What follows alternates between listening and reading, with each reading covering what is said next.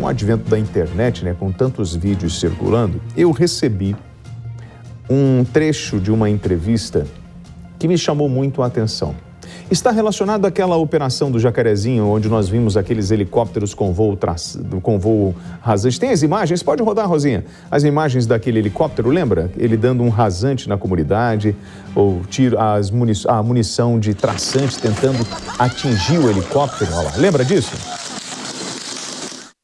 E no trecho da entrevista que eu acompanhei, uma coisa me chamou muito a atenção sobre a fala desse entrevistado. Ele falava que a polícia, quando estava entrando ali, ela não estava entrando para prender traficantes. E eu comecei a pensar sobre isso. E pedi até para a nossa equipe separar imagens da Ucrânia. Mas você é louco, William? Não, eu vou explicar para vocês. Tem imagens da Ucrânia aí? Quando tiver a imagem, coloca para a gente. Nós estamos vendo a imagem do Complexo do Alemão e estamos vendo agora um confronto lá na Ucrânia. A diferença é que nós estamos aí com artilharia antiaérea. A equipe separou Hoje não era para isso também, né, gente? Comparar assim não dá. Vocês tinham que pegar o soldado. Se você for pegar o soldado hoje na Ucrânia, o soldado na Ucrânia tá de fuzil, tem no confronto um homem. Aí aquelas bateria antiaérea que eles estão usando, os lança-mísseis, enfim, material fornecido pelos americanos. Volta para o complexo, por favor. No Complexo do Alemão, pode voltar lá nas imagens do helicóptero. Eu queria fazer essa comparação, mas não consegui fazer. Mas eu acredito que através da sua imaginação, em função de tudo que os senhores estão vendo, é possível entender aonde eu quero chegar. Quando esse especialista em segurança, ele é um analista de segurança de defesa, ele fala que a polícia, quando entra, não está indo prender um traficante, o que a polícia está indo fazer, então?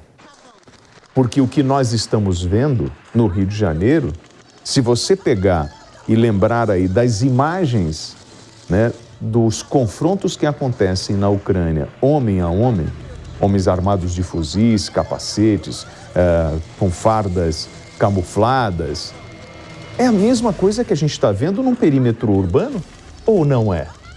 Eu tenho a presença de um fuzil dentro de uma comunidade carente do Rio de Janeiro, em várias, né, hoje dominadas por facções criminosas ligadas aos narcotraficantes e outras dominadas por narcomilicianos. Pois bem, eu gostaria de chamar o analista de segurança de defesa e o Alessandro Visacro. Alessandro, muito boa tarde, muito obrigado por atender a Jovem Pan News. Eu fiquei muito... Eu comecei a pensar muito sobre a sua fala. Na entrevista que o senhor deu, o senhor falou...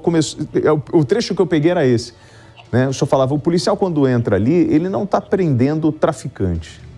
Isso ficou na minha cabeça, martelando, e depois eu comecei a entender o seu raciocínio. Na verdade, professor, quando a polícia entra num território ocupado, seja pelo Comando Vermelho, pela milícia, pela ADA, pelo Terceiro Comando, enfim, pela facção criminosa, o que a polícia está enfrentando?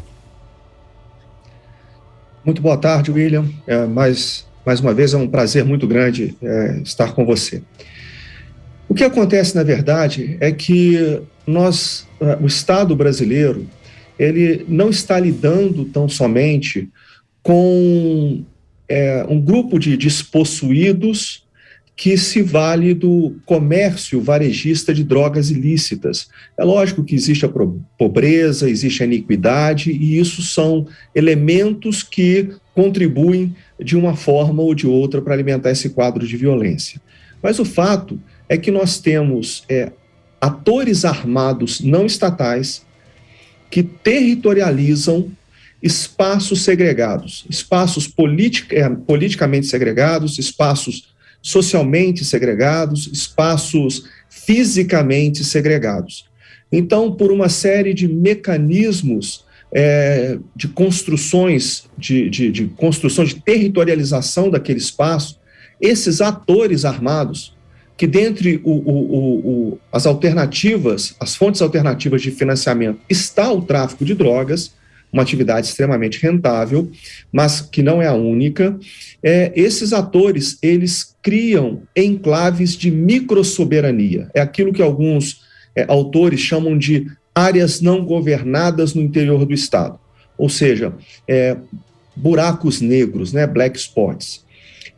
Dentro dessas áreas, todos os elementos constitutivos do Estado moderno, e aí a gente vai para a teoria geral do Estado, que são povo, território, soberania e finalidade, eles são subvertidos, eles são contestados por esses atores armados não estatais, que disputam a influência sobre contingentes populacionais significativos e, nesse processo, eles edificam estruturas paralelas de poder.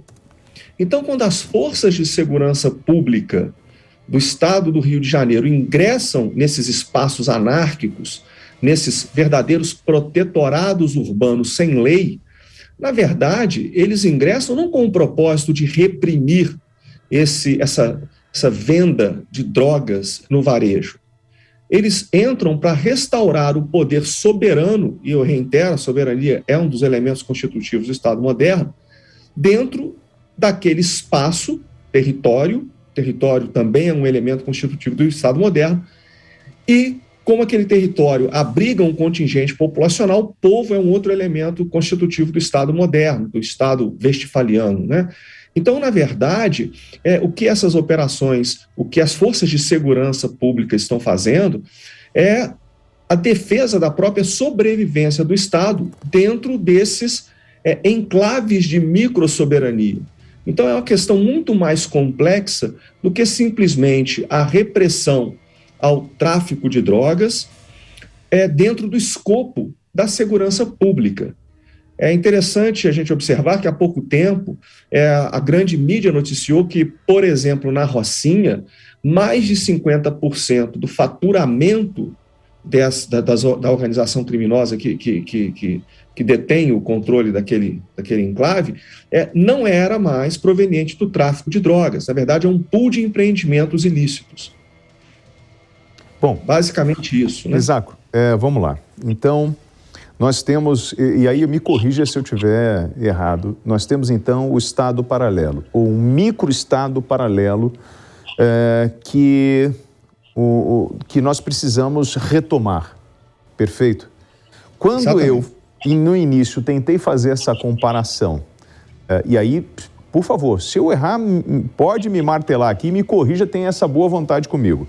Quando eu pego e eu mostro, por exemplo, lá, um soldado na Ucrânia com um fuzil lutando contra o exército russo, né? E eu pego e mostro a realidade de uma... essa imagem aqui, e eu pego a imagem do que eu tenho hoje no cenário das comunidades do Rio de Janeiro, eu posso fazer essa relação de confronto, de guerra. Hoje, nós vivemos uma guerra no Rio de Janeiro, só que ainda não legitimamos ela no papel para que o Estado tenha o poder necessário de fazer a intervenção para restabelecer o domínio daquele território? William, eu acho que... Deixa eu tentar organizar as ideias de uma maneira bem didática, tá? O conflito na Ucrânia, ele corresponde a uma perspectiva mais tradicional do conflito armado. Por quê? Porque o que nós temos ali são dois estados antagônicos, dois estados nacionais antagônicos. Isso corresponde, como eu disse, a uma visão mais ortodoxa da guerra. Agora, quando nós pegamos outros conflitos ao redor do mundo, nós vamos ver que a predominância de conflitos, e aí desde o final da Segunda Guerra Mundial, 1945, são conflitos protagonizados por atores armados não estatais. Então, o conflito, esses conflitos que envolvem atores armados não estatais, eles contrariam essa lógica. Porque numa perspectiva westfaliana, né, que é aquele modelo de ordem internacional centrada no Estado-nação, esses conflitos armados, conflitos sem estados, desafiam a lógica westfaliana, mas ainda assim continuam sendo conflitos armados. A grande dificuldade é que existe um apego muito arraigado a essa visão ortodoxa do conflito armado, essa visão muito ortodoxa da guerra. Então é por isso que existe uma dificuldade, até em termos doutrinários, de enquadrar essa violência que existe não só no Rio de Janeiro, mas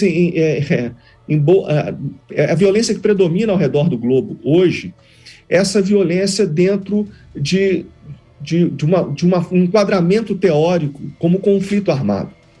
Até mesmo se nós pegarmos os diferentes ramos do direito, nós temos essa dificuldade, porque esse tipo de operação que as forças de segurança pública no Rio de Janeiro enfrentam, ela é um contexto que acontece dentro de um hiato jurídico, um gap jurídico, uma lacuna que existe entre o direito interno, o direito internacional dos conflitos armados e o direito internacional dos direitos humanos.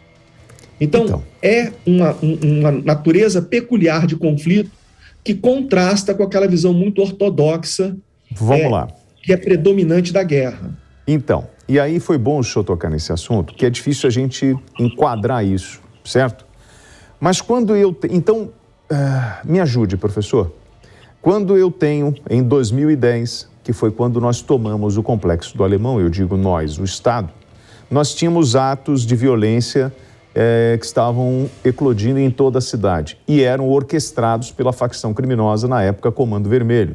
As ordens partiam, boa parte da liderança estava dentro do Complexo do Alemão e, por isso, o Estado faz a intervenção e toma aquele território. Hoje, mais uma vez, nós estamos observando a ação dentro do Jacarezinho, o Estado foi lá e retomou o território.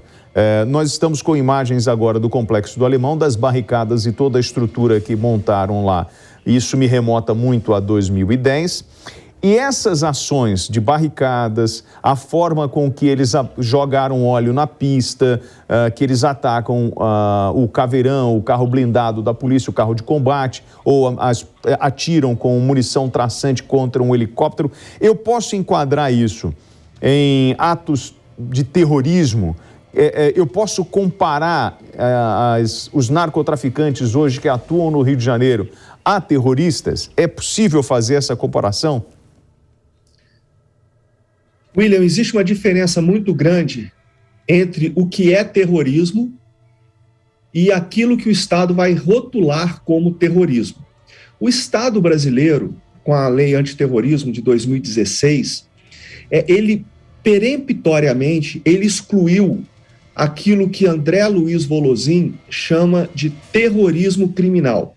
Na América Latina, normalmente se referem a narcoterrorismo, tá? Mas eu acho o termo utilizado por esse analista brasileiro, o André Luiz Volosin, mais apropriado, o terrorismo criminal. Então, a nossa legislação ela excluiu isso peremptoriamente. Agora, eu fiz menção sobre a edificação desses enclaves de microsoberania. Quando a gente observa essas operações da polícia, esses choques resultam da defesa dessa territorialidade por esses atores armados não estatais. Então, daí resulta o choque. Agora, quando você faz menção à retomada do Complexo do Alemão em 2010, o que a gente tem que chamar a atenção é para um aspecto muito importante. Essa retomada desse controle territorial, ela tem que ser sistêmica. O que aconteceu no Alemão, por exemplo, em 2010, foi que ela se deu tão somente na dimensão física, ou seja, pela capacidade, pelo emprego das capacidades coercitivas do Estado, ou seja, foram as forças de segurança do Estado que ingressaram no Alemão. Não houve um controle na dimensão humana, que abrangesse aspectos políticos, econômicos, sociais, tampouco um controle informacional, né? Na dimensão informacional. Então, sempre a história é repleta de exemplos que mostram que